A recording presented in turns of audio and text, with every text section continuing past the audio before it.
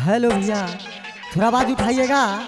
हर साल के भारतीय इस रमरमी दुर्गा पूजा समिति आप लोग का हार्दिक अभिनंदन करता ही रहेगा। उठाइए दोनों हाथ। दुर्गा मैया की, दुर्गा मैया की, दुर्गा मैया की। सुना घर हम मुजफ्फरपुर जिला, माई के पूजा करब हम अकेला।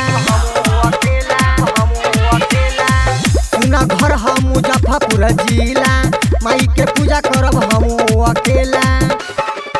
अब माई के पूजा करब हम अब झुकी झुकी झुकी। तो सुना हम मुजफ्फरपुर के एग्रीमेंटे लफुआ है।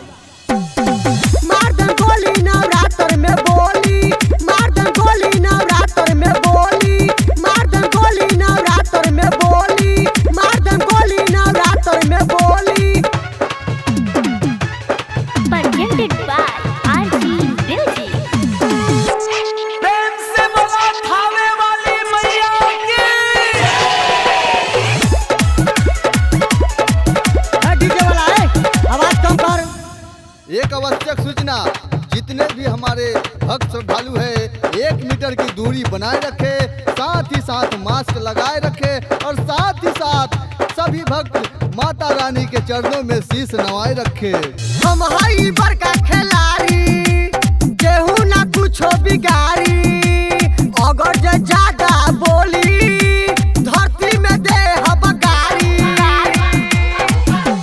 हम हई बड़का खिलाड़ी, केहू ना कुछो बिगाड़ी।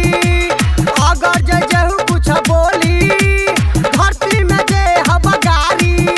कोहेला जपिया मार होई तगरा, कोहे ममता जवा मार होई तगरा। होई मवलिया के टोली टोली टोली टोली। ए सुना हम मुजफ्फरपुर के एग्रीमेंटे लफुआ। मारदन गोली नवरात्र में